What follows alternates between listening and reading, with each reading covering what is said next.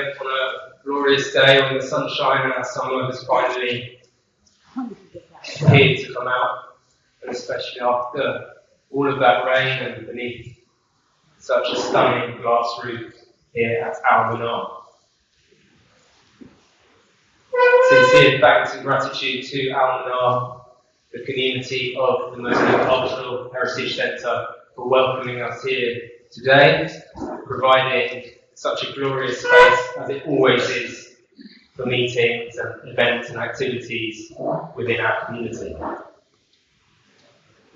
A couple of basic points to note.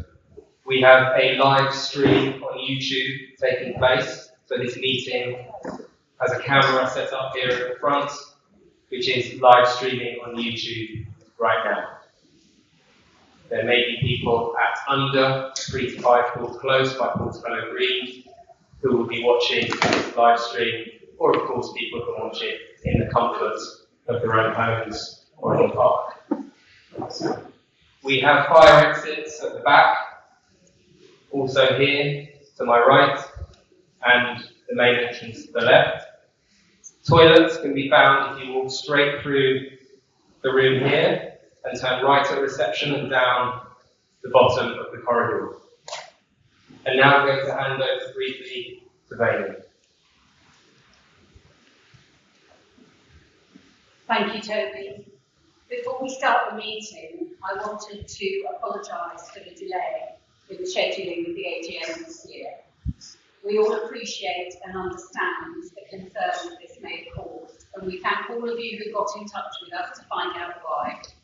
And it's great that you're engaged to find out why, and we appreciate that support.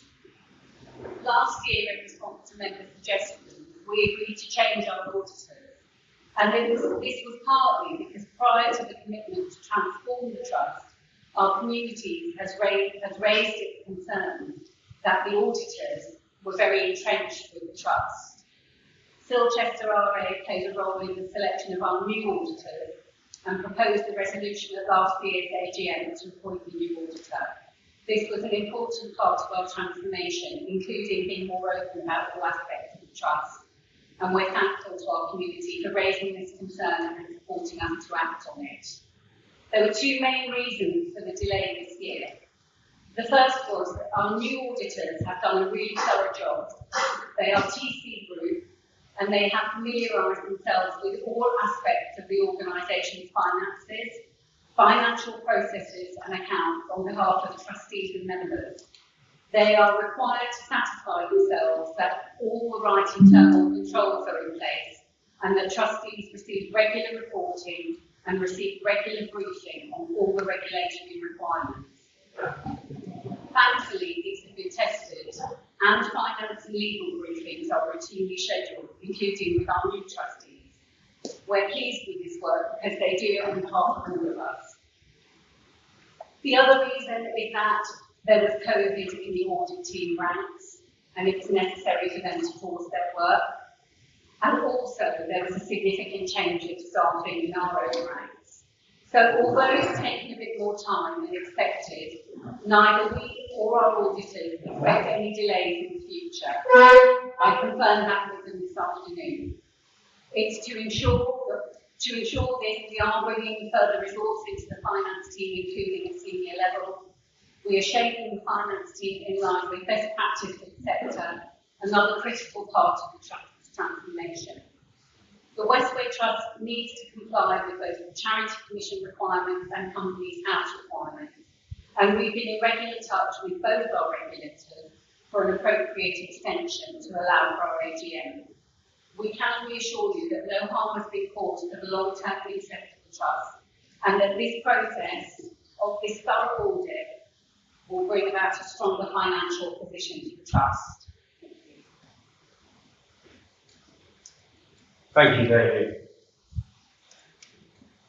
So as some of you may know, we've had a pre-meeting at 3 to 5 Port Close by Portobello Green this afternoon to enable community members or member groups to come with questions, concerns, comments, any issues of a personal nature or specific to them personally or as an organisation.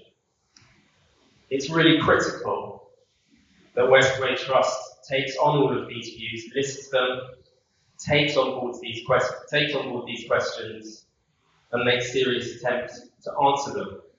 The work of answering those questions happens throughout the entire year, not only on today, the day of the AGM.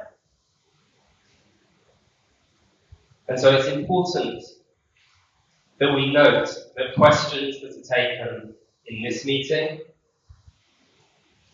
those questions that have come to us before this meeting, those questions that came to us in the pre-meeting, and those questions and comments that will come in the event after this meeting will be noted and will be included in the minutes of our AGM. You will note from the minutes of last year that they are 14 pages long, precisely because they include the questions and responses to so many of those questions that were presented by members of the community. That is as it should be. That is something that when myself and so many others challenged the Westway Trust a number of years ago, we had trouble with. We felt that the minutes never or rarely ever reflected our concerns and the questions that we brought to the AGM or throughout the year. So this is an important change. Again, part of the transformation of Westway Trust that has occurred. So I really hope that you can obviously bring your questions and your comments today in this meeting. I'm glad to hear that we've had at least 15 to 20 people in the pre-meeting who have brought questions and comments. And I hope people, if you haven't got time in this meeting here at Almanar today to put your questions and comments, you're able to attend under and bring them there. And then of course you can bring them to us 364 days of the year for us to address. Sorry, you said it was minutes from last year's meeting. Yes. My question is, I'm very sorry to hear that. In that case, we need to make an amendment and make sure that those questions are in there. Absolutely. We can come to that in the actual business when we look at the minutes. Thank you, Brian. So, our aim today is to finish by around 5:45. I'm glad to say our official business last year we managed in 1 hour 25 minutes, so we're going to try and repeat that today. In terms of timekeeping, you'll excuse me if I try to keep questions and comments down to a minute each, so that everybody can have an opportunity to contribute, ask a question, make comments. The faster we do get through the formal business, where we have 2 resolutions and approving the minutes, the more time we will have at the end here to take questions, those that have been submitted, and any then from the floor. And so, to begin, we're going to have some trustee introductions. Could I please ask trustees of Westway Trust to stand up and come to the front to introduce yourselves? Thank you.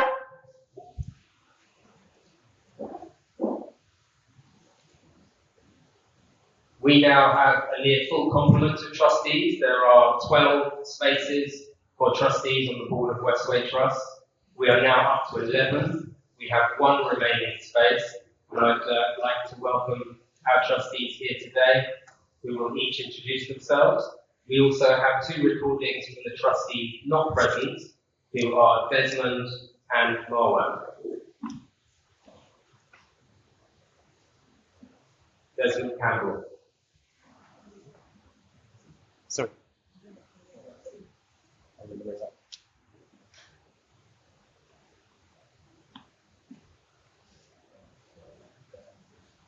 Okay, let's go into the introductions in person then, starting on my right. Yeah, we'll go into the ones in person. Good afternoon, everyone. My name is Andrew Abdeliza. I'm an openly recruited trustee at Westway Trust. My name is Andrew Abdeliza. I've been openly recruited trustee at the Westway Trust. I've been in the position for 4 months so far. I'm a local resident. I've worked locally. I've worked in Kensal Road for the last 20 years. I'm an architect.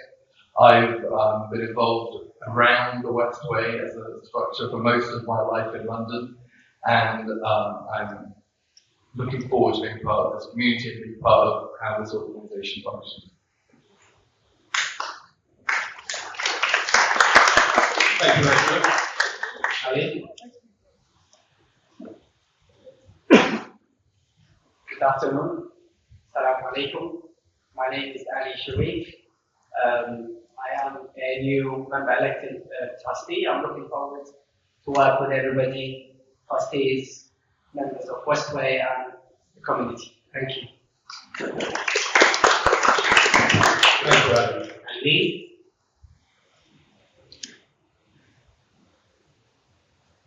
Hi everybody, my name is Lee Graham. I am a member elected trustee of Westway Trust. I've been with the trust since May 2022. I work closely at Young Citizen at Chelsea as a deputy CEO, where I work strategically and in partnership with the Voluntary and Community Centre to set up, support children and young people and their organisations across the borough. Thank you. And Ruth?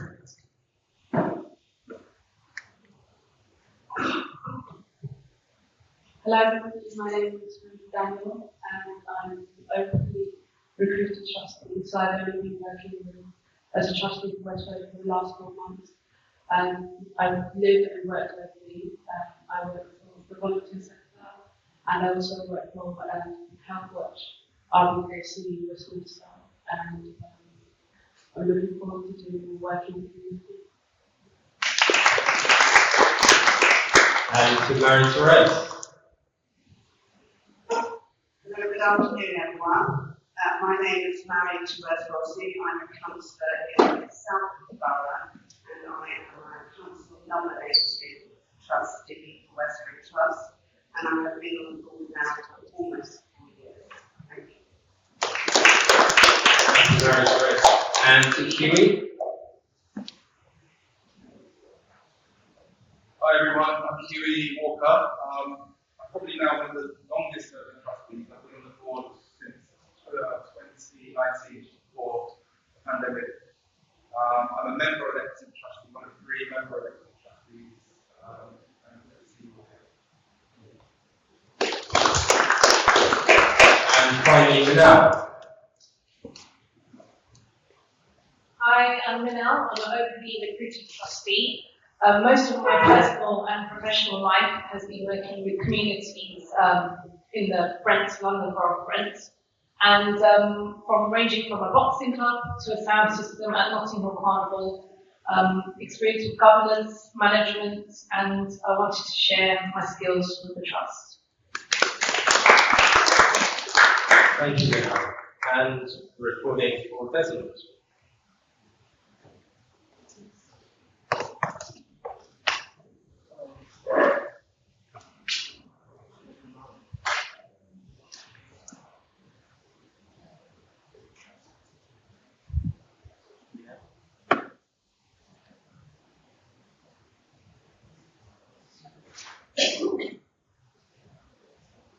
We'll hear from Marwan while we try to sort out the tech issues. A very good evening. I am Councillor Marwan Al-Naji, a council-nominated trustee.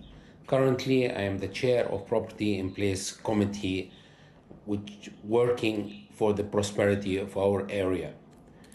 I am a university lecturer in strategy and project management. Sorry can't be with you tonight as I am teaching until late. However, as soon as I finish, I will be joining you post AGM to welcome you and answer any question that you may have. My fellow trustee, Andrew, who is a member of the Property in Place Committee, will provide you with a brief on the work we do as a committee. Enjoy your AGM and thank you for your support.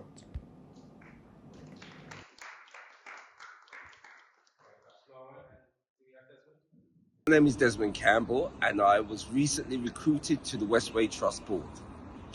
I have lived in North Kensington for over 13 years, and I'm passionate about the many communities which make up this unique and diverse area.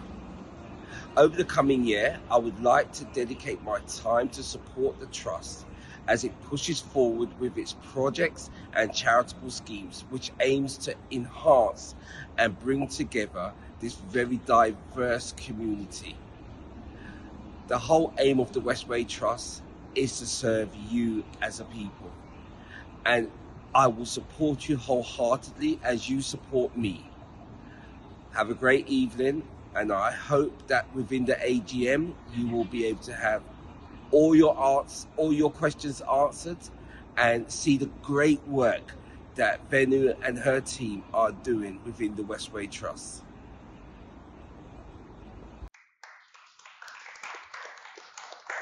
Thank you, everyone. So now,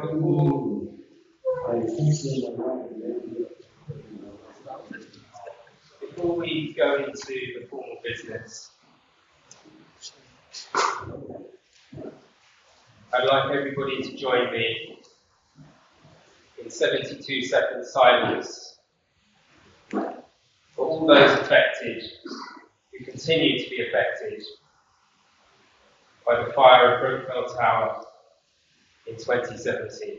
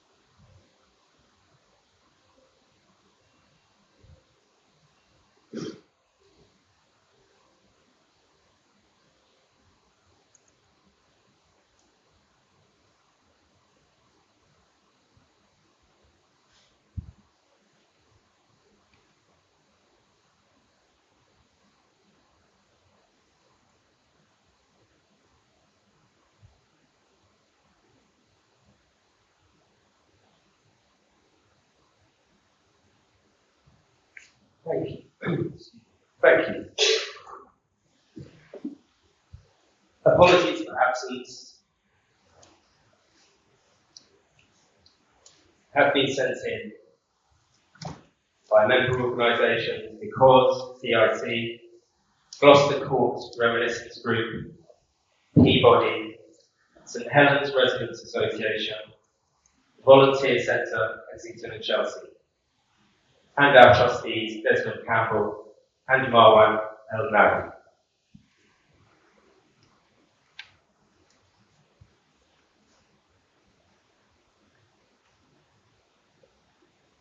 It remains a privilege and an honour to hold the role of Chair of the Board of Trustees at Westway Trust.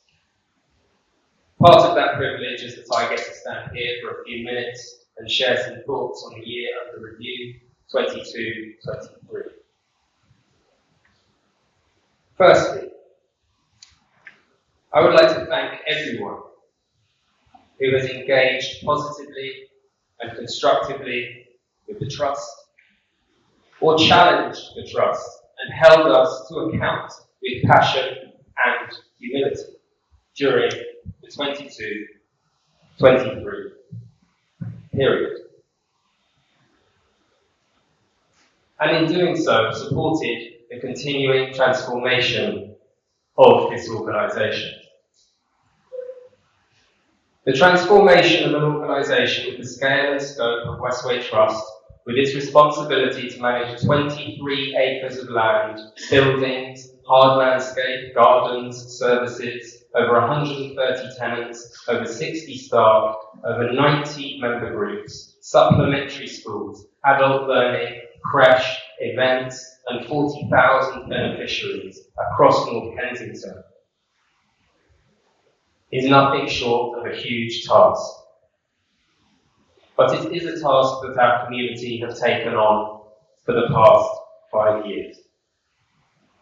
Because our community wanted and deserved better. I am amongst the first to have taken that on within this organisation, and I want to thank the others who began this journey with me and left the board during 22-23. Tom Fitch, Eve Wedderburn, and Shireen Williams. Thank you for taking on the weight of this challenge when the challenge was at its greatest, and for your achievements whilst you were here, particularly with the Finance, Audit and Risk Committee, Charitable Purposes Committee, and People Committee. Transformation is a journey, and as with any long journey, it is best to have many of us to travel far. As the saying goes, travel alone to travel fast, travel together to travel far. It is a very appropriate saying.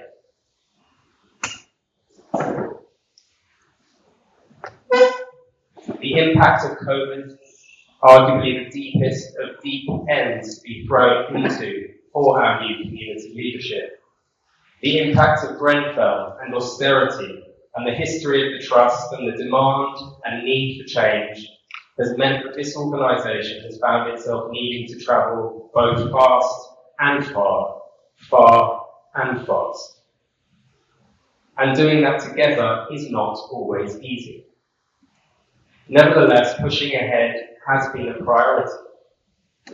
More meetings than ever before, more discussion, more proposals, more engagement, more challenge, more investment, more community input, more decisions, more new ideas, more work. That cannot and will not slow down. The challenges we face do not slow down. As the Horizon Plan and the 2-2 review and progress reports make clear, a lot has been done, but there is still so much to do. But it is important that during a long journey we also take some time to look back, not just ahead, to see where we have come from and see and acknowledge what we have achieved and what we may continue to build upon and improve. Looking back, we have dramatically changed the leadership and direction of the Trust. But, as we are seeing elsewhere in the world, there is no guarantee of progress. During 22-23, we also welcomed a new trustee, Neve Graham, who you heard from earlier, who has continued to embed a completely new demographic of leadership at the Trust. Demographics that represent a complete shift in governance for this charity and go against the norms of the third sector. Our governance is more diverse. Black, brown, younger. Our governance is embedded in this community. And the recruitment of new trustees is continuing, not reversing that change. It is a change that only comes about because members of our community step forward and take those roles. Because members of our community step through the door that Tom, Eve, Shireen and others amongst us have opened. Stop mentioning my name. The Trust is more critical than ever before. Do not mention my name. But from what I see, looking across the achievements of 22-23, it is doing more critical engaging, authentic, challenging, groundbreaking work than ever before.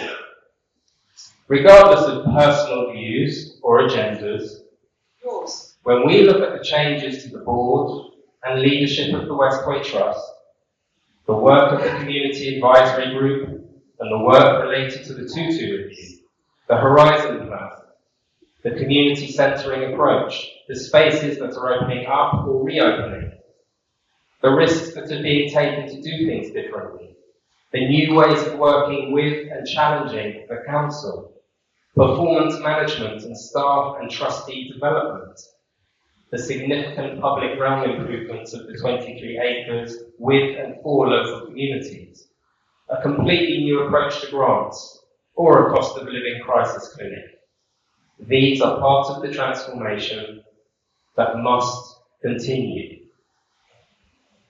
Thank you again to everyone who has been part of this transformation up to now, that must continue, way beyond everything else.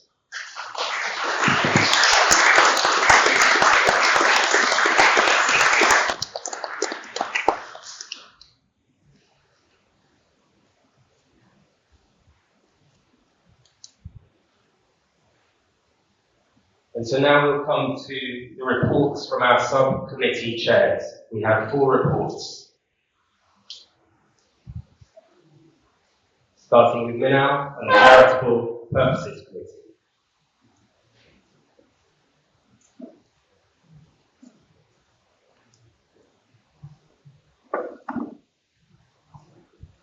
Afternoon or evening all. Got a short time, so it won't be long. I want to highlight the main work the Charitable Purposes Committee did for 2022 to 23. Eve Wedderburn was chair at the time. I became chair thereafter. We worked with some trustees who are no longer our trustees, and also we had 3 co-optees on that committee. Emergency response grants. We reviewed and streamlined the process in an effort to help us reach more of those in need in North Kensington. The new process involves working with referral organisations who have a good understanding of the individuals who are most vulnerable in our communities. We are now looking at expanding the number of referral organisations to be able to reach more people. Transformational grants. An independent review was carried out in 2021, and the CPC played a key role in designing a programme of transformational grants. Up to 70k of funding was available for large organisations to drive systemic changes and tackle injustices such as serious violence, cost of living crisis, land justice, some areas to name. The main principle of the grant is to promote sustainable systemic change. 100k was rolled over for the use in 2024. After a year of preparation and designing the process, we are now calling for expression of interest from organisations wishing to apply. Everyone active. We received reports from EA throughout the year addressing the charitable deliverables required of them in their contract with the Westway Trust. This included receiving reports on the delivery of programme sports bursaries for North Kensington residents who are in receipt of benefits, allocations of space for football pitches for local non-profit groups, and a GP referral programme. Social value. The CPC discussed and debated to seek clarity on how social value should be measured in different settings, including measuring the impact of our educational and grants programme, and how we can measure what impact our charitable tenants are having in our communities. The current grants programmes. We recognise that our current grants programmes do not always meet the most urgent needs of our communities. We oversaw the implementation of a new community fundraising course designed to empower and upskill community groups and individuals to seek and apply for external funding for themselves to cover both core and project costs. Thank you. Thank you, Minal. And next up, we were going to hear from Mary Therese, who is the interim chair of the Finance, Audit and Risk Committee. Thank you, Tony, and good afternoon, everyone. So, the Finance, Audit and Risk Committee has met 4 times during the year, formally that is. We also met the refresher training on the financial duties of trustees, to select auditors, and also to consider new investment platforms. I'll now try and summarise the work that we have done during the year. So the work of the committee included an overview of the performance against the budget, looking at the half-year forecast, considering strategic risks and mitigations, oversight of fundraising, agreeing debt recovery plans, and then inputting and agreeing the 2023-24 budget. We also looked at our 10-year budget forecast. The aim of the committee is, you can all be assured, that we are increasing our financial transparency, and we have implemented structural changes that have been recommended to us by the board. Thank you.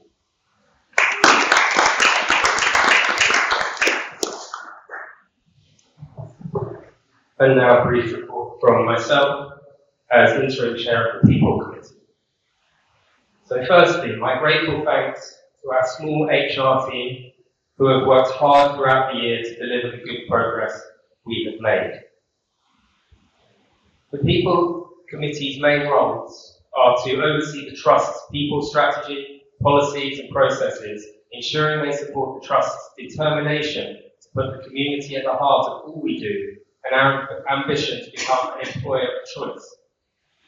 The committee also oversees work on trustee recruitment, induction, training and development. 22-23 was the year in which we had emerged from the worst of the pandemic, but our concerns to ensure the welfare of all our staff remained as strong as ever. We continued our development of the staff wellbeing programme in conjunction with our staff to ensure that the programme was addressing the main areas of priority for staff. A range of wellbeing workshops and seminars were offered, and we have since developed a site on the staff intranet that provides a wealth of information on all aspects of wellbeing and links to where staff can find out more about subjects of interest. During the year, we undertook an external benchmarking exercise of all salaries in the Trust against comparable organisations in the charity sector. This resulted in a more coherent and consistent pay structure at the Trust. In November 2022, we were once again assessed externally against the Invested in People standard, and I'm pleased to say that the assessor found we continue to meet that standard.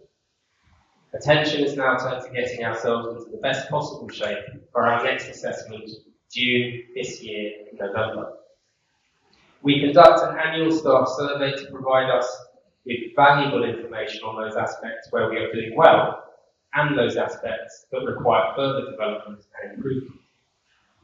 We oversaw progress on taking forward the HR-related recommendations from the Tutu Foundation report, including the review of our use of zero-hours contracts, offering every departing staff member the opportunity of an exit interview, and developing a comprehensive set of EDI data in preparation for future publication. You can read more about that in the detailed second progress report on the Tutu recommendations. Recruitment activity was never far from the fore during that year. We have been expanding the channels through which we advertise our jobs, including finding ways of better targeting jobs toward local residents. On trustees, we had a particular focus on developing an expanded induction programme for new trustees, which our recently recruited trustees are now following. We looked at ways in which we could enhance our training and development offer to trustees throughout the period of their trusteeship, and we began the planning for the trustee recruitment exercise that has led to the new trustees who we welcome at today's AGM. Thank you very much. And lastly, we have Andrew, who will be reading about the Property in Place Committee.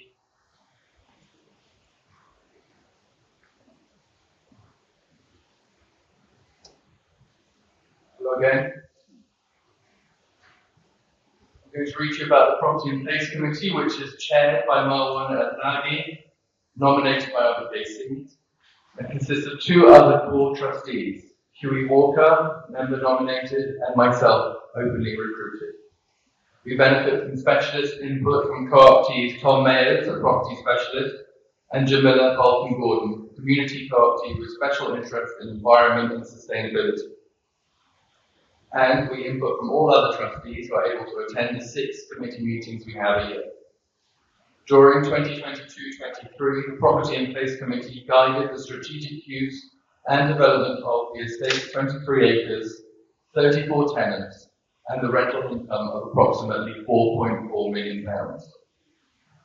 Following the recovery programme after COVID, along with the Horizon Plan 2022-25, the Tutor Foundation Review Progress Report of 2022, and discussions on limited space available across the estate, more spaces were made available for meanwhile use by many local community groups, as well as groups from and led by Afro-Caribbean organisations.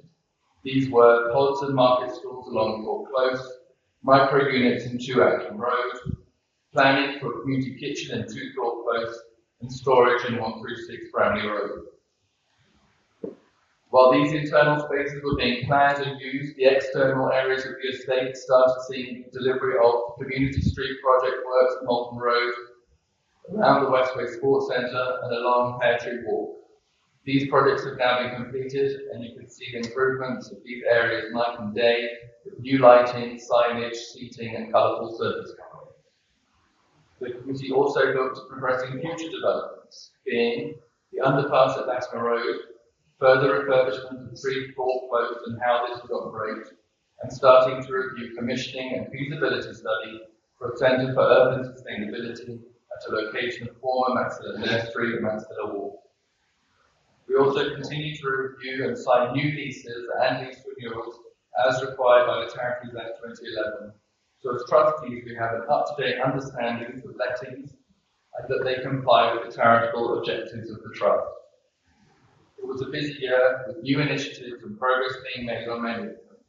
I would like to thank fellow trustees, member organisations, trust staff, and both our tenants and the wider community for all their help, input and assistance during 22-23. Thank you.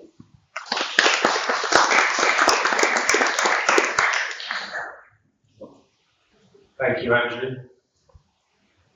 So just before we go into the formal business, one of the transformations that has occurred over the past few years is the number of meetings that we have at subcommittees.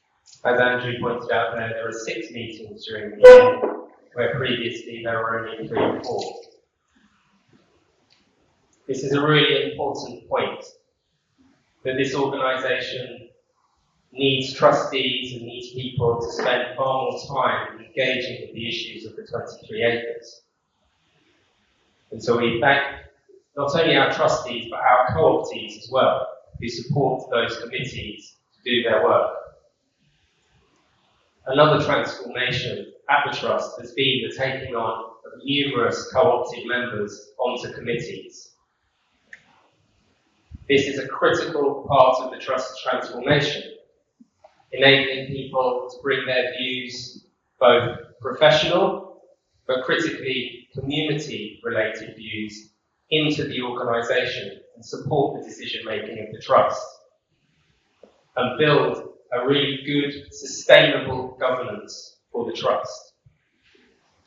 So we really do welcome anybody who wishes to become a co-optee, who wishes to put some time into supporting the governance and the strategic direction of the Trust, to come forward and see how you might join the co-optee group and support some of our committees and build that strong community-driven governance of this organisation. So into the formal business. We've had a change to the agenda, as we had a proposal to move the approval of the minutes of the AGM to after the 2 ordinary resolutions. So, The first thing we will do is go into the first ordinary resolution to receive the trustees' annual reports and accounts and auditors' reports for the year ended 31st of March 2023. But first, we will hear from Marie-Therese, who will explain the accounts.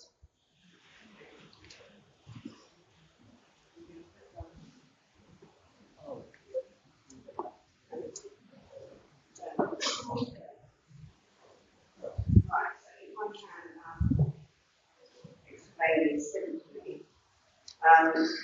So the financial statement of financial activities highlights a total income of 6.1 million and an expenditure of 5.9 million.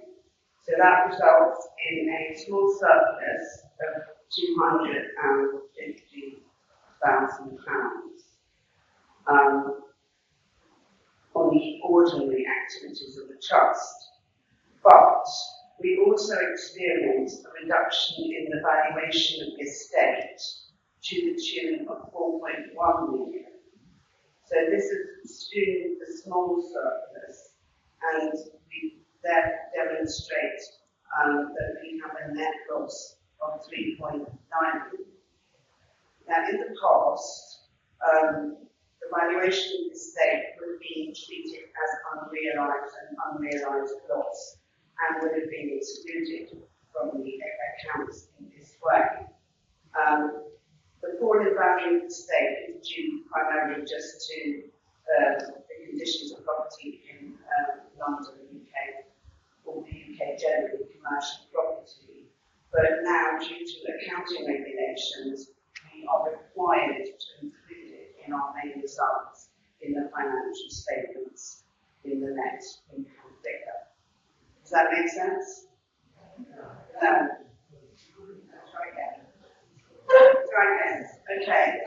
So the income was 6.1 million and our expenditure was 5.9 million. So that results in a small surplus of 40 million. But because the valuation of the whole estate, all the properties and everything like that, went down to the tune of 1.1 million.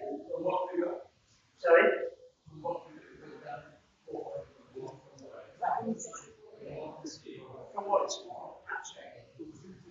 Yeah. No. Yeah. 55 to 51. So the totality of the estate, we had to get it valued, and the valuation went down by about 4 million.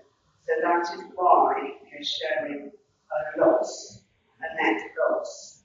Whereas before, if we just take our income and our expenditure, we actually have a small surplus.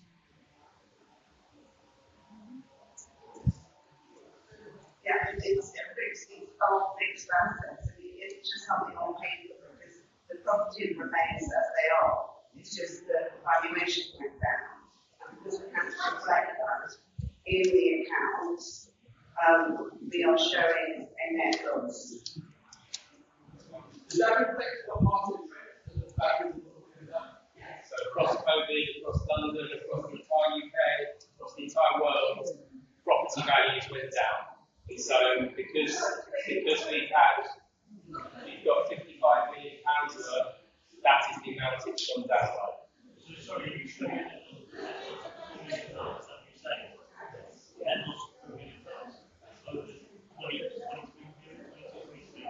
Yes, because of the valuation of the property, we're showing a net loss, even though it's not operating.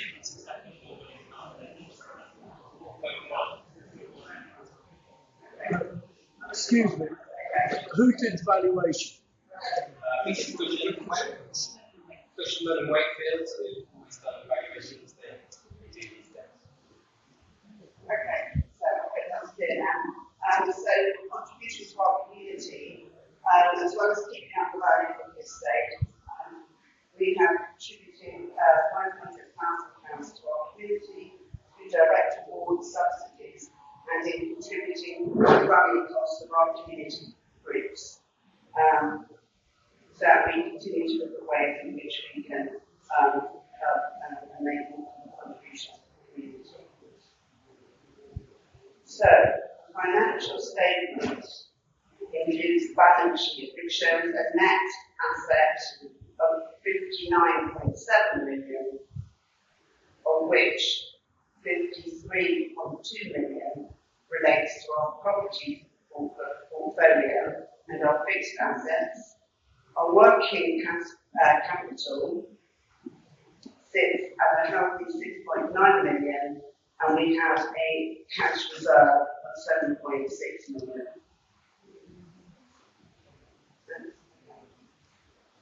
Thank you, Mary-Therese. So we're now going to move to the first ordinary resolution to receive the trustees' annual reports and accounts and auditors' reports for the year ended 31st of March 2023. Yes.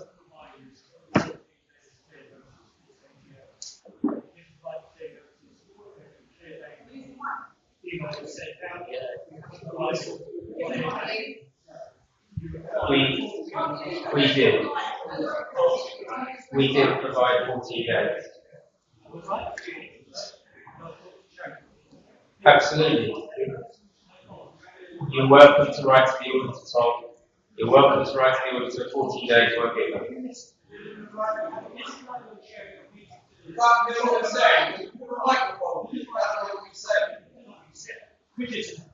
You haven't given 14 clear days notice, so this isn't an annual general meeting. It will have to be local. Okay. We'll note that. Okay, thank you, Tom. We'll note that. So the resolution. Firstly, before we go into proposing the vote, do you have any comments or questions about the annual reports and accounts? Yes. Why don't we mention shadow directors? What are shadow directors? Why don't you mention the annual report? Which shadow directors are you referring to? Which shadow directors are you referring to? Westway Trust is weak at governance. Which shadow directors are you referring to? I didn't hear that. Which shadow directors are you referring to? You read them. I was a shadow director. Okay, we'll note that.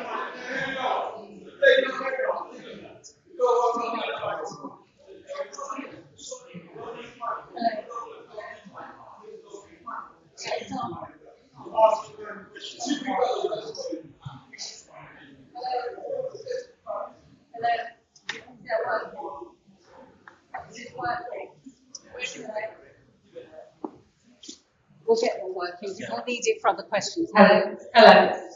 So Tom's question.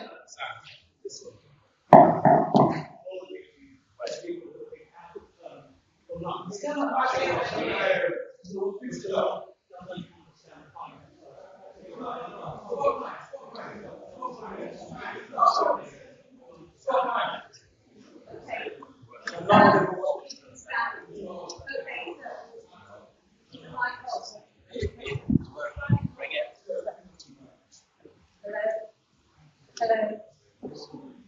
Come on, guys. So what, Tom?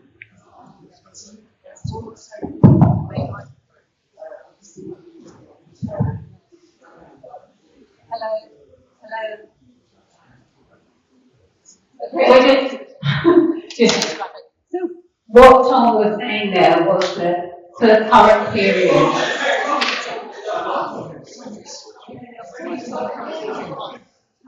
Oh.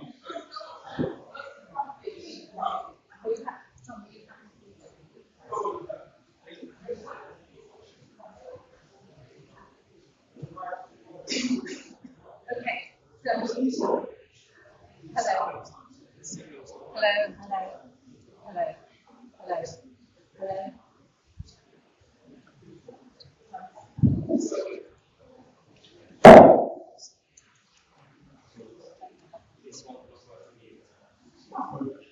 Okay, I'll just repeat the question.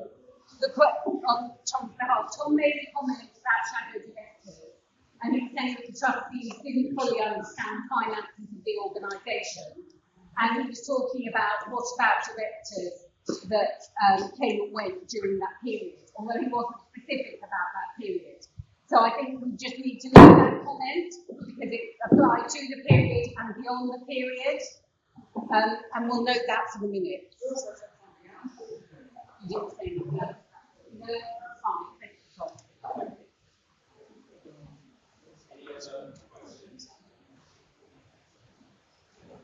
Okay, so we'll move ahead to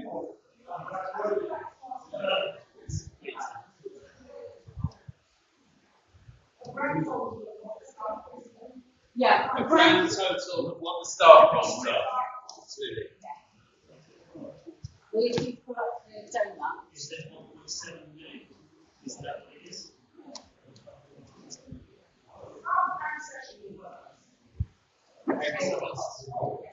Payroll costs. Yeah, payroll costs, which will include all of that, 1.722 million. 1.722 million. Why do we have 1.75 million? Page 43 in the annual report. So that's 42 million. 1.75 million.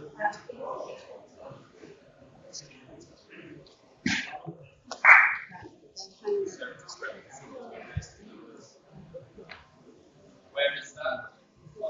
So if you look at our staff costs here, 1.75 which is the 1.722, which is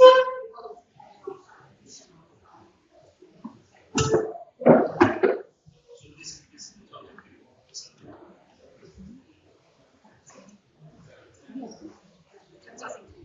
So when we include temporary staff also, it's 1.75.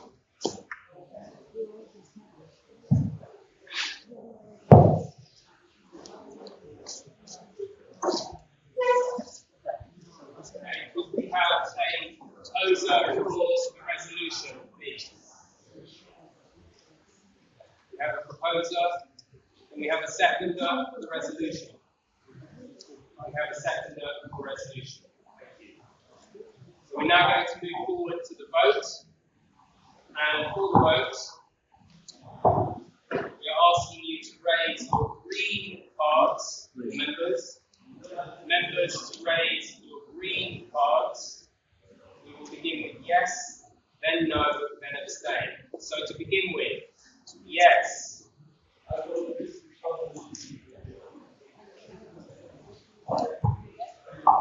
Please keep your cards raised until they're collected.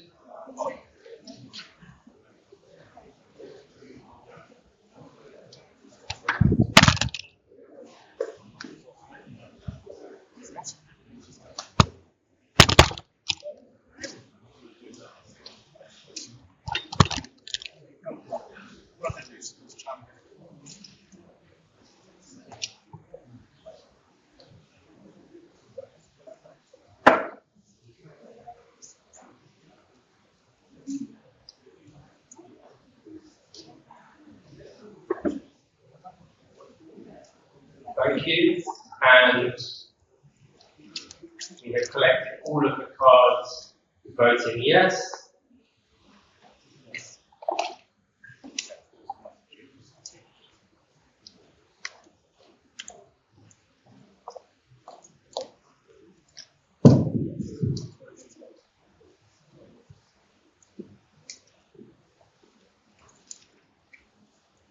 And next, the votes for no.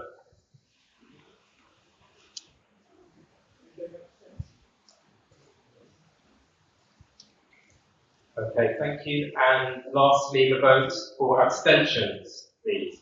Votes to abstain.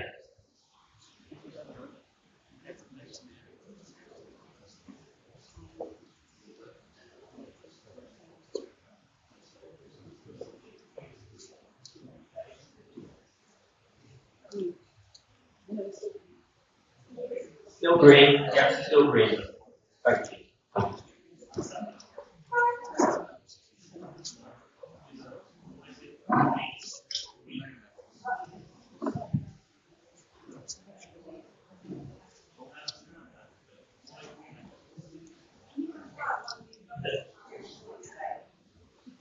signed up. Thank you. So, the vote has carried to receive accounts for 13, against 0, and abstentions 5.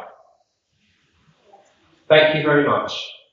We'll now move forward to the second ordinary resolution, which is to reappoint TC Group as Westway Trust's auditors and authorise the trustees to fix their remuneration. Could we have a proposer for that resolution? Yes, at the back. Steve Devar. And the seconder? Toby, it's the point, not this one.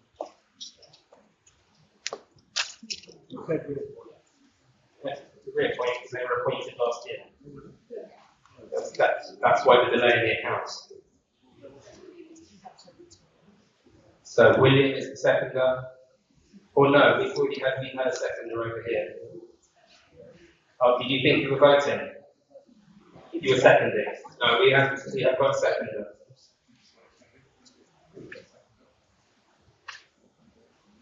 Is it okay? We'll just switch to William as the second. We had 2 seconders, so we'll just go ahead. Okay, so now it is your purple cards. So for all member groups, you have a purple card and a pink card left. Then you'll be using your purple cards this time. Firstly, voting yes to reappoint.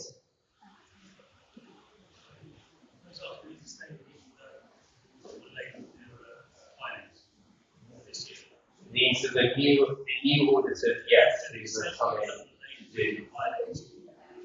Yes.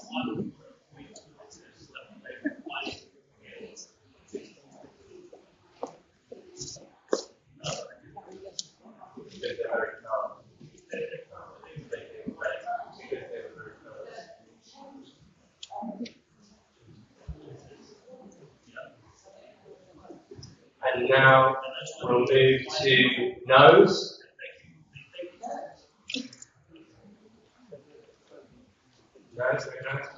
And finally we'll move to abstentions. Any abstaining?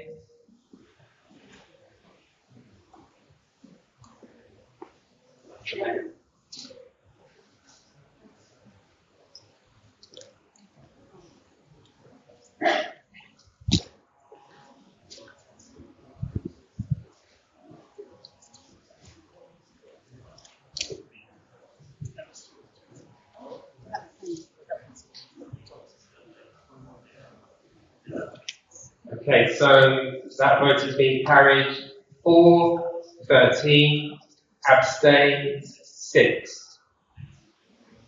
Thank you very much. And now lastly we'll move for the members to approve the minutes of the annual general meeting held on 25th of January 2023. Once we've taken any comments or any corrections, we'll then be asking you to use your pink or looks like red cards. Yeah, so that's what we're going to say now. So you have questions. Yeah, you have questions. Yes. So they'll be added before approving, and then those will be finalised as the minutes. Yeah, that's why we're taking questions. We're taking comments on any factual corrections, and anything like that will be added, and then that will be the actual final record of the meeting. So are there any other factual corrections needed in the minutes? Yes. On the next paragraph 2, on page 13, paragraph 2, I have four paragraphs I was a trustee, that's a mic. I have to object to what is there. There's no context to it. Without context, it doesn't make any sense. But at the very least, later was also about earlier today. The last paragraph of the last sentence of the second paragraph needs to be removed because actually, without any form of explanation, It's a factual comment. well, then I think we need to justify it in writing. Okay. I mean, perhaps we could have the report that actually goes into the verbal abuse. I've already got it. I've already got the report. It's done by your example. All 18 megawatts of it. Well, it is a factual line, so it's not factually incorrect. Most people present to the incident, and I don't insult in any way about the person working for. So if you want to go there, there's a long discussion. As of today, what I'm asking is remove the first sentence and then I'll stop. But it's a factual comment. It was a comment made by me because what happened was the board came together to discuss the matter. It was understood by the board during that meeting that there were other behavioural issues, and so that's just a factual minute of what was said in response to your issue. Much else was looking in this, for instance, Martin Robinson, who's not here today, and he said, I can speak up just solution 1 to 3. When I talked to her yesterday, she said a lot, and that's not here anywhere. So this is by no means a verbatim report, not least but talked over probably last week. And so already didn't hear what I've said. So all I'm saying is you and I can have a much longer discussion. We might have to be over beer later this evening. But I want the last sentence to be the second paragraph. I also have a question. Okay, so that definitely needs to be captured. Any question that has not been captured within these minutes that you recall, that needs to be captured, so please forward those to Venu, and we'll make sure that those are in the amended minutes. As far as the comment to change that paragraph, I would suggest that we add more context to it, and we add the context that the discussion was begun, and we can add the context that trustees tried to request that you take more information about the matter, at which point you turned around and verbally abused me. So I think we can actually add that context to that to make it clear actually what happened at that moment. Sorry, are we talking about the AGM last year, or are we talking about the property placement? You've asked us to create more context around the comments. I was just adding that would that not be the context? Well, I don't think we can remove something that is actually factually correct. Well, it isn't because it was what I said. Yes, you said it couldn't make it correct. But it is correct because there's a lot of evidence to show that there were behavioural issues. He mentioned it being defamatory, but it can't be defamatory if it isn't false. It isn't false.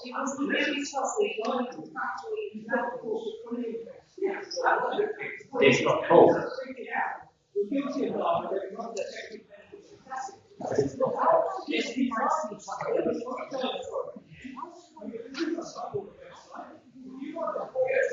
We didn't provide an apology.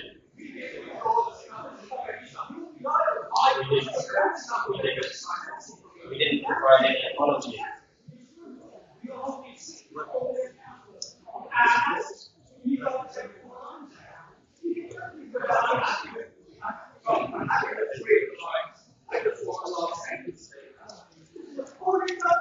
So you're asking for the last sentence once the board had come together to discuss the matter, in understood that there were other behavioural issues too. Well, it is a factual statement, but in order to allow the meeting just to move on and move forward through the formal business, I'll acquiesce to removing that line.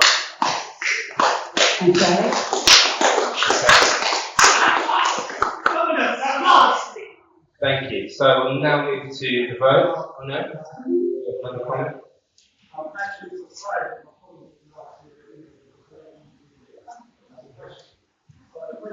That's good news.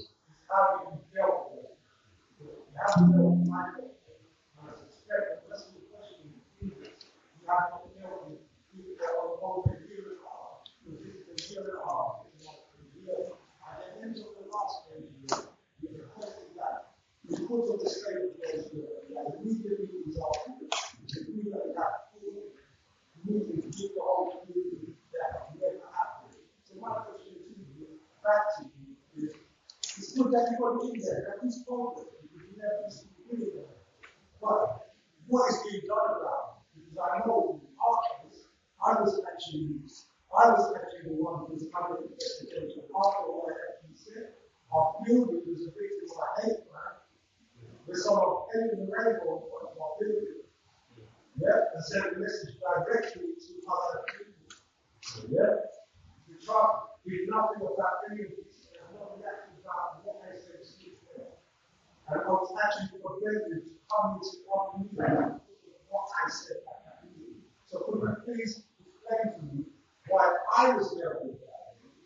And this is where the answer is coming. Because I think these questions have to be answered in public. Not that I don't. So all of the questions will be answered and circulated in the minutes. And then, of course, everything that you're saying around that is the work of the 364 days of the year between AGMs. Well, that needs to be picked up. If nothing has been done about it, we need to make a note that that is a comment that you said and needs to be picked up.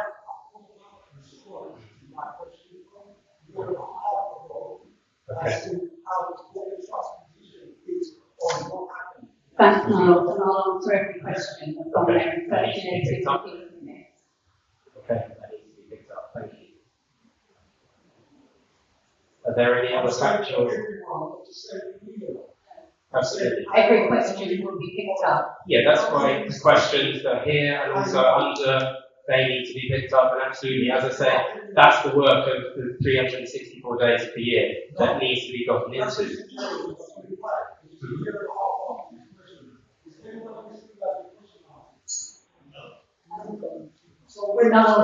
Not everybody is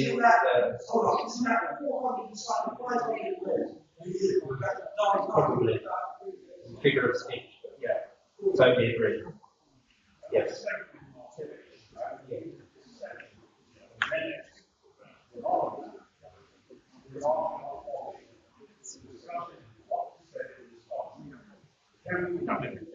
Yes, so that's what, yeah, we are completely happy. I was taking a lost weight, but yeah, absolutely, we will continue to vote to approve these minutes. So, members will have your pink, red cards in front of you, and we'll move to the vote to approve these minutes. Firstly,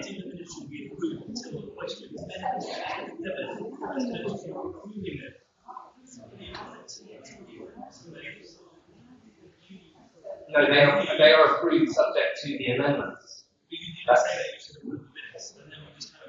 They're approved subject to that. That's why we take the questions and the comments on them to correct them, and we will make the corrections that have been put in here. As I said, the invite is for anybody who feels that their questions from last year are not in the minutes to send those in. We have a recording of that meeting, which means as well we can go back and check that, and we can make sure that the minutes are accurate according to what everybody in here has said. And so that is what we are approving. We're approving the minutes subject to those corrections and comments and additions.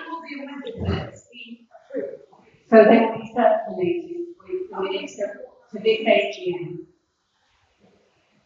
Okay, thank you. So, your cards for the first vote, yes.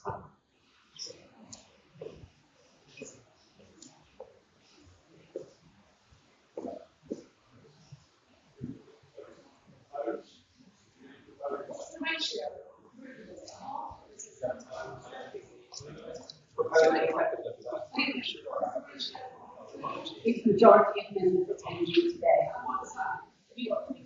Totally reading out. Okay, absolutely. In retrospect, if we have a proposer for that resolution, was that agreement with the minutes? Proposer and a seconder. And the seconder here.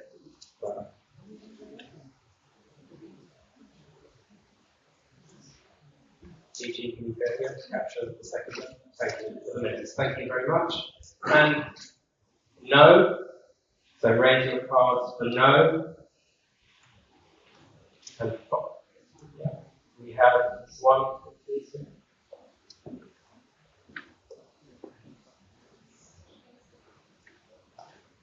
And lastly, abstentions. Abstain.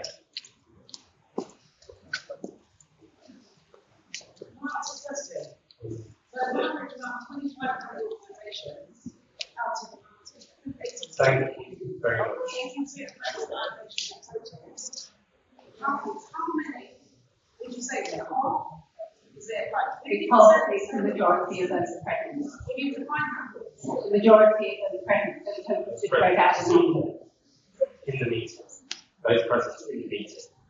That's why it is critical that members do come to the AGM. That is why members do need to come to the AGM. That's the work. That's the work that needs to be done.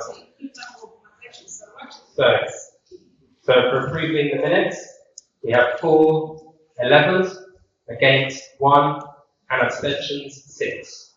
Thank you very much. That concludes the formal business.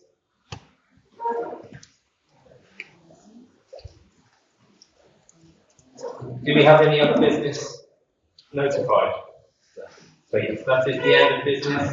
And we now have around 5 or 10 minutes to go into the members' questions submitted in advance. Okay, so I'll simply read them. One from Nicola Butler, which was asking the trust, saying young Kennedy delivers grant funding and support for local supplementary schools. Can we be assured as the Westway Trust commitment to working in partnership with us to support supplementary schools and to coordinate on issues including funding, training and the annual award event? And my response is any and all grant funding for supplementary schools is welcome, and more organisations can work together to deliver the benefits to the intended beneficiaries better. Once we hear how the funds will be delivered to supplementary schools from the John Lyons charity, we'll start collaborative planning towards the end of the year. Nicola asked another question, which was why was the trust late submitting the accounts to the charity commission and what changes have been made? And I rather than read that out, refer to my opening statement. Tom Fitch from Springbrook RA asked, there have been a number of allegations of racism and hatred of women by staff and trustees in the past year, and that was for the year that we just covered, which was 2022-23. What is the trust doing about them? As race and gender are both protected characteristics, and members are now aware of the allegations through this question. If members fail to ensure that appropriate action is taken, do members lose their limited liability that they enjoy, and what would the impact be on the personal assets of members of unincorporated organisations? Focusing on the year 2022-23, there were no formal complaints relating to hatred against women, and there was one complaint about racism. All formal complaints are noted, with particular monitoring regarding to any protected characteristics. With regard to any protected characteristics. All are investigated and the results reported to the board. An investigation will often include an independent investigator. The investigator will invite the complainants, set out their complaints and take evidence. They may also request written input. We know that these processes are difficult and they're sensitive, but members can be assured that the trust holds itself to high standards in this respect, and we will not go further into hypothetical questions. We have a question from Bushra from the FDIC. What steps have been made to engage further with the Moroccan community, and what work is there of current engagement with representatives working with the Westway Trust on behalf of the Moroccan community? Since the AGM, we've met members of the Moroccan community on several occasions. You may know that following the last AGM, the Trust facilitated a meeting with any member of the Moroccan community that wanted to attend, and I think many present here did. The goal was to find an agreed working arrangement. Following this meeting, a feedback to the Trust was that the community would meet on its own without the Trust present to agree what that arrangement might be. Following those meetings, the Trust was informed that rather than have one meeting, the community preferred to engage the Trust in a range of different groups as required on different matters. So this is the loose arrangement that the Trust has followed, and we meet and discuss with 3 or 4 different groups. Some of them are here, Nana, Nuruddin, and the way to on them. We have good connections with the Moroccan community via our supplementary schools programme and the Albano supplementary school, for example, and our strengthening parenting programme, which is deep rooted. The Trust has supported Lisa and other Moroccan-led organisations. We've also met with a number of groups supported through our grants programme. We remain open to hearing from that community how it would like to engage with us, and we will respond to any invitations to engage. I'll come back to questions from non-members, so I'll continue first with member organisation questions. Tom asks, your booking system indicates that you might exclude members from the AGM due to lack of space. This is not legal. Please explain what is going on and whether you intend to improve your governance. Members are not excluded. They were given sole access to the booking system for 1 week and 2 reminders to book. If they are not able to attend, they can cast proxy votes in advance on the resolution and submit questions in advance to be answered at the meeting. Any member who comes along on the day without having booked will not be turned away, and the space will be found for them.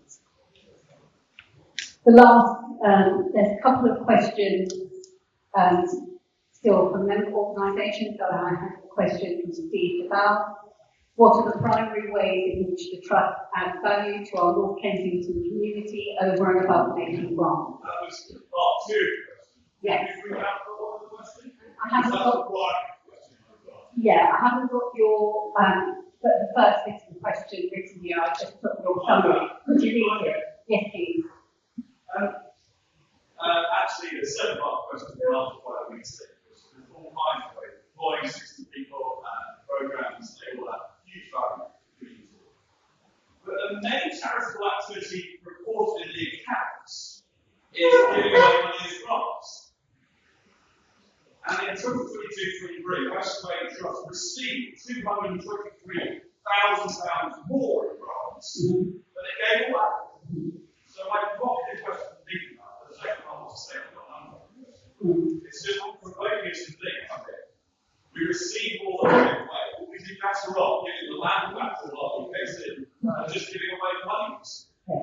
That's a provocative question, but and I know the answer is no, we wouldn't do that. But I guess I was asking a comment on this tariff. Yeah. We receive more than we get away. I think sometimes our grant income obviously doesn't include everything we give away. So I will come to what in addition we give away. And you'll see in our annual reports and accounts there are some different figures. For example, in my own statement, I say 700,000. In the grant it says there are grants and event income subsidies that don't add up to that. So I will come on to that at the end of my response. So there are a number of ways in which the Trust contributes. We obviously provide local employment. We've got money into the local community through spend related to procurement and other services. We support events in line with key themes and campaigns, for example, around air quality. We support through our cost of living crisis clinic, which in the last 2 years has brought in over 450,000 in annual statutory entitlements to local residents. We employ a fundraiser to raise money for non-statutory projects, and since they've been in post, they've raised over 250,000. We offer fundraising support to local organisations. We offer business planning support to local organisations, and many of this is in partnership with people in this room. The other things we spend money on are environmental improvements to the estate to ensure sustainability for future income. We have a tenant charter to our tenants, which pushes them to articulate social impact. We have aspirations to be a lobbying force for aspects of public policy, which will directly affect communities, and we're laying the foundations for those at the moment. There is much greater potential, Steve, and you've rightly identified that we've not communicated it fully. This year, our social impact framework is in our Horizon Plan goals, and it will be quantified, so those will be more visible by the end of next year. In terms of additional things that we spend, which are not necessarily outlined in our grants, we offer 247,000 in subsidies and concessions to charitable tenants. We have made in part with put aside money for environmental upgrades, 80,000. We support strategically, pay 20. this, in the year in question, it was just under 100,000. We also put aside a small amount of money for African and Caribbean projects. And that all added up to around about just over 700,000. Still slightly less. Slightly. So hopefully our social impact will make that all a bit more visible. I had two questions. I don't keep us much on, but I have two questions from non-members, which I would like to answer. And this comes on the back of Niall's first question. Why is the organisation still failing to commit to and properly address the issue of institutional racism following the release of the Tutu Foundation report?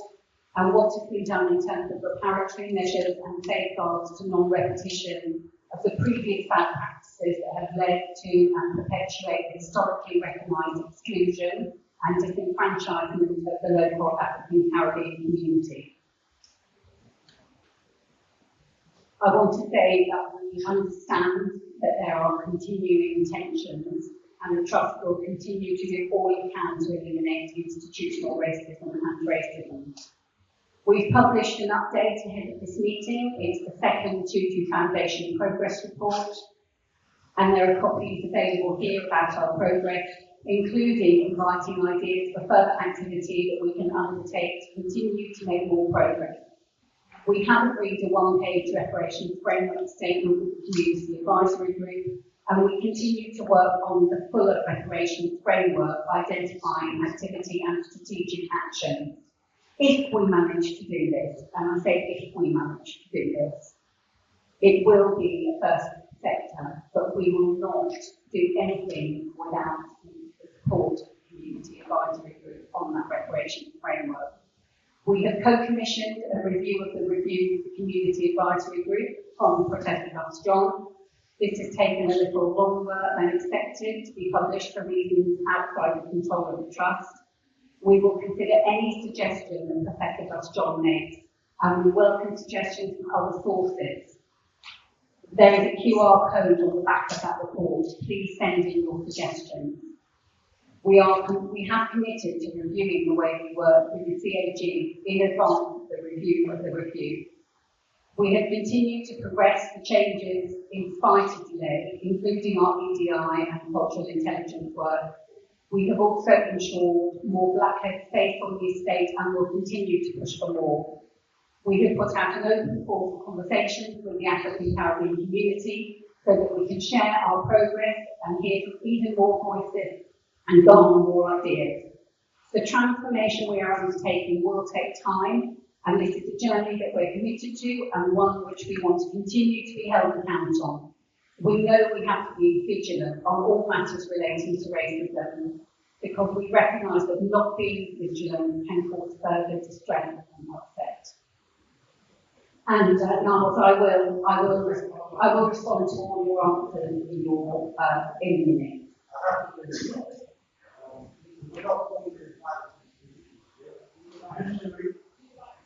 Yeah. So now. Greetings everyone. We were not formally invited to this meeting this year. Usually, I have the opportunity to respond and say what we've been going through since the last AGM. So I would request that I can do that right now, rather than trying to relegate it to under, where most of the people that's here now won't be. Is that possible? To read your questions. Yes. Thank you.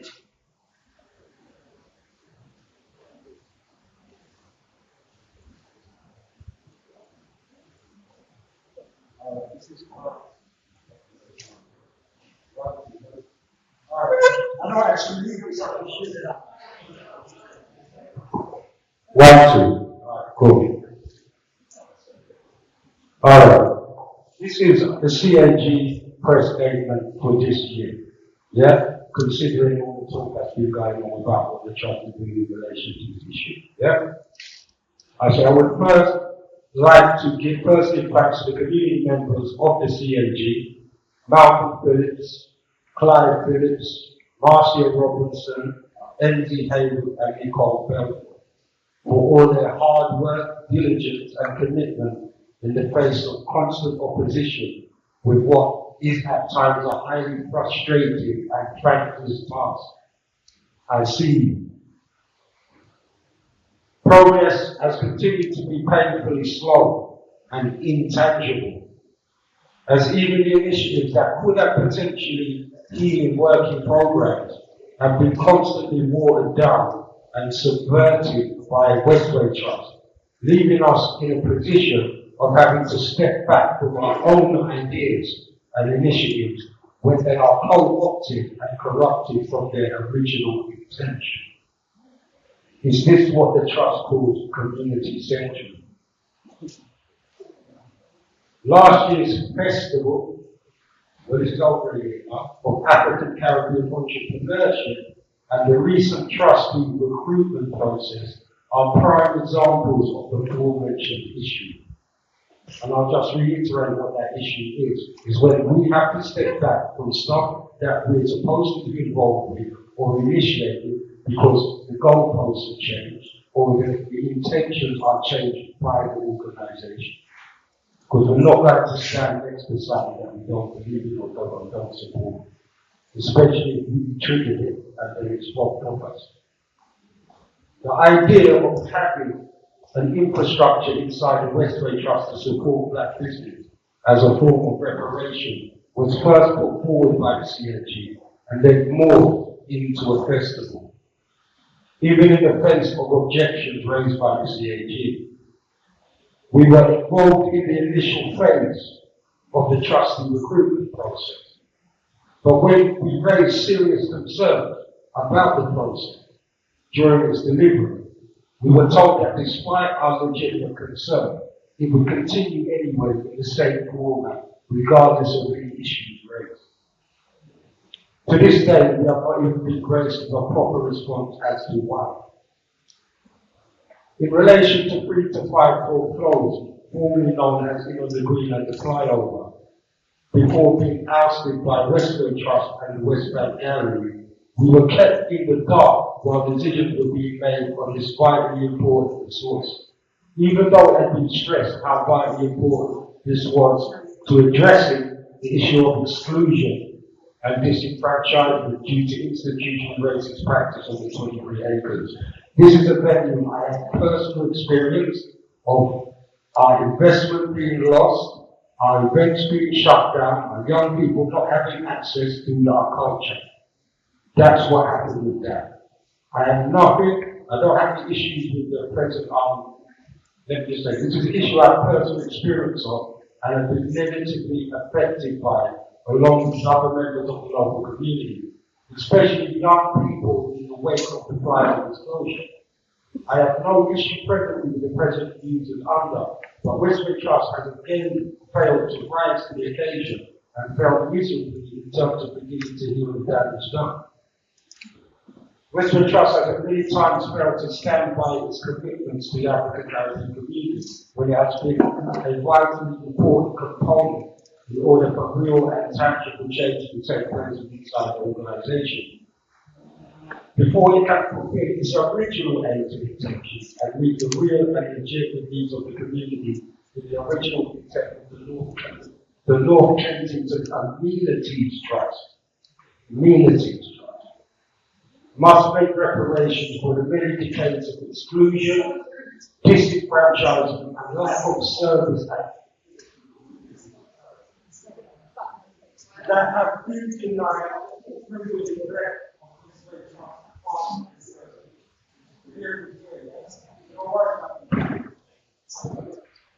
Sorry, half an hour. As a reference to the LC's constitution, Westway Trust constantly held important information concerning their culture and continue to claim that they are willing to facilitate the group, while at the same time funding them in the declaration framework initiated by the CAG with no prior or proper consultation about before committing to the ATCT rather than the objective of the objective, the CAG. Yeah? There's been a spirit of the community members when it's able to offer our guidance and expertise that we are treated as a problem We are still being treated as a problem rather than an asset to the trust. We are fully aware and versed in the behavior of the organization towards our community. And are still Finishing. Yeah, we need to, the time is finished. It's supposed to be finished, not when we We have other things happening in this area. Okay, we'll give you 5 minutes. 5 minutes. Another 5 minutes.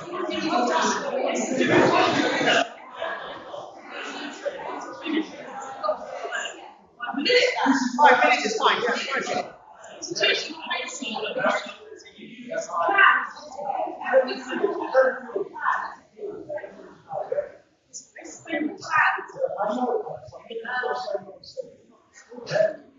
We are fully aware and versed in the behavior of this organization towards our community. And are still witnessing the activities and urgent change that must take place to begin to keep and sustain the values of Islam and continues unabated. This restart still has been problem with accepting independent black leadership that does not anger, compromise, or crowd in the face of authority. Ultimately, it seems that they must have an overbearing authority and control over the outcome as the rule will be, or they themselves will lose control of our actions. We have been working with the trust for 7.5 years on this project. 7.5 years and more. There was some intention initially with Alex Russell and Alan Brown, where his board consulted for giving to review to happen, and commitments were made and followed through. After the production of the review, under our list of commitments were made for continuing the work of the CAG and the development of a framework of making changes inside this trust and reformation. Sadly, under the current leadership, there has been little commitment to work with the CAG and no appetite to making a real tangible changes to the issues outlined in the teaching review. Within the Western Trust historically and currently tracking the faculty. We have supported the Western Trust with developing a preparation framework where they continue to struggle with delivering on any of the principles of the framework, repeatedly failing at the first of the 5 principles, non-repetition. Our optimism of last year now seems misplaced and naive to place us up greater disregard towards what the CAG and the local community and trustees. Although frustrated by such lack of focus and commitment, the community members of the CAG are still committed to implementing the review's teachings, lessons, recommendations, and a pledge that we continue to follow through with this objective until its fruition. In reference to the progress report, this is not a true reflection of the current situation. It is overladen with tenuous connections to the tutor review that have not led to any real change in the area of institutional racism. In fact, Western Trust today do not actually have an anti-racism policy in place. They do not have an anti-racist policy. Get that? Yes? Nor a proper trade policy. And we are aware of people who are making place, not taking seriously, and in some cases, totally ignored. Unfortunately, the issues that have plagued us for generations of the 20th still haunt us now, with no tangible end in sight. As the situation is further compounded by the fact that there is a lack of commitment and tangible action from Westway Trust, and on top of that, society itself to this day is based on the same principles that are found freely in the trust due to institutional racist practice being normalized in the charity sector. On a brighter note, we have the trust, working commission, Professor Buckton, to do everything, openly, and the trust progress to get our advice on how to move forward. But the question still remains, is the Western Trust a charity or merely a glorify property development.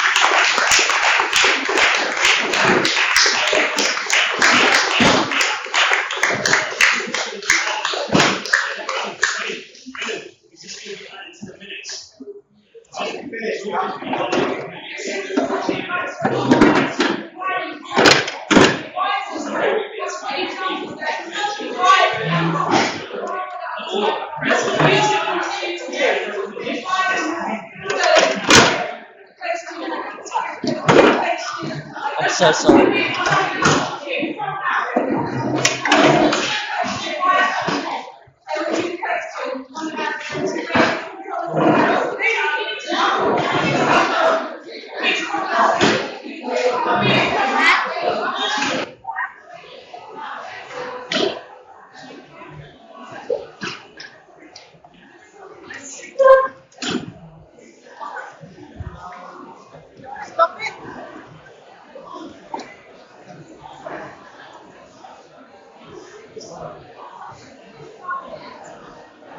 Sam?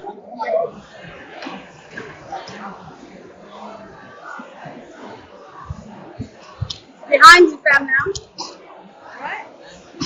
Alright, mate.